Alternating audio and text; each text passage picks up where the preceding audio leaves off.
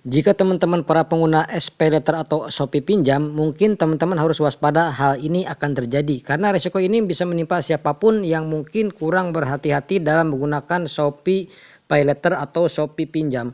Nah, di video kali ini saya akan bahas sebuah kasus di mana adanya terjadi penyalahgunaan SPayLater dan Pinjam digunakan oleh orang. Nah, beliau bercerita bahwa beliau menggunakan Shopee PayLater dan dipakai orang yang nggak bertanggung jawab sebesar 1,2 juta. Sehingga beliau kena tagihan, tapi beliau nggak mau bayar dan beliau kena BI checking. Bagaimana itu, Bang? Berapa lama itu bisa bersih kembali? Ya, kita akan bahas ya masalah ini karena mungkin kena hack ya. Kok bisa sih kena hack dan kenapa hal ini bisa terjadi? Jadi sebenarnya seperti ini ya teman-teman.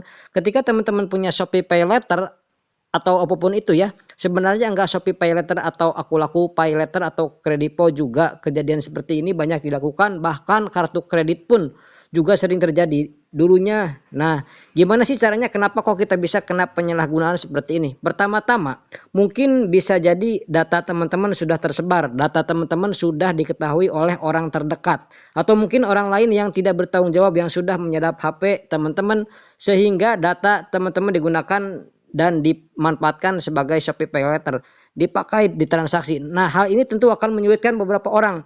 Kenapa kok bisa terjadi dan ini bisa merugikan orang-orang tersebut? Untuk lebih amannya jangan ganti-ganti ya, atau jangan minjem HP orang untuk login ya.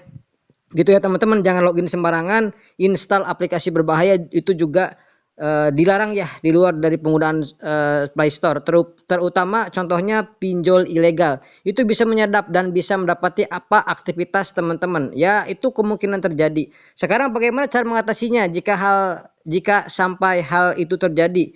Jujur untuk masalah akun dipakai ini mereka biasanya lepas tangan ya. Shopee atau Shopee PayLater biasanya tidak peduli, yang penting teman-teman harus bayar. Kenapa? Karena hal ini dianggap adalah kelalaian kita dan kesalahan kita. Jadi mereka tetap mewajibkan teman-teman untuk membayar. Sebenarnya langkah paling tepat di awal adalah teman-teman bisa lapor polisi atau pihak berwajib. Ya, meskipun ini terkesan sia-sia, tapi percaya setidaknya teman-teman ada bukti bahwa teman-teman ini bukan yang menggunakan Shopee PayLater atau Shopee Pinjam seperti itu. Sehingga setidaknya teman-teman bisa ya sedikit lebih berjuang untuk membebaskan tanggung jawab. Dan mungkin langkah selanjutnya teman-teman lapor ke OJK. Tapi ya balik lagi, bukannya membuat teman-teman pesimis, tapi setidaknya teman-teman lakukan dulu usahanya. Mau itu ada hasil atau enggak ya biarkan aja.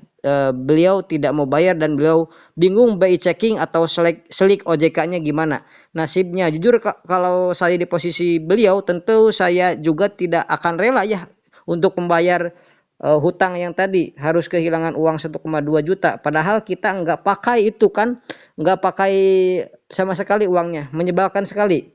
Nah, solusinya apakah bisa hilang atau enggak? Kalau menurut saya sedikit susah sekali kalau BI checking atau selik OJK bersih dengan sendirinya. Mau nggak mau kita harus bayar. Nah, kita harus berjuang gimana caranya agar hutang ini dilunasi. Ya, intinya gimana caranya teman-teman negosiasi dengan Shopee-nya. Gimana bukan teman-teman yang pakai uang itu. Jadi teman-teman itu ditipu dan lain sebagainya. Ini kasusnya sama kayak sebenarnya Shopee menganggap misal teman-teman pengen nyicil HP, jadi pinjem akun Shopee atau misalkan pinjem akun Aku Laku. Nah, itu nggak boleh ya, nggak boleh. Jadi seperti itu ya teman-teman. Mungkin teman-teman ada yang mau ingin disampaikan, silahkan teman-teman bisa sharing-sharing informasinya di kolom komentar. Sekian dulu dari saya. Terima kasih. Mohon maaf bila salah-salah kata. Saya pamit. Wassalamualaikum warahmatullahi wabarakatuh.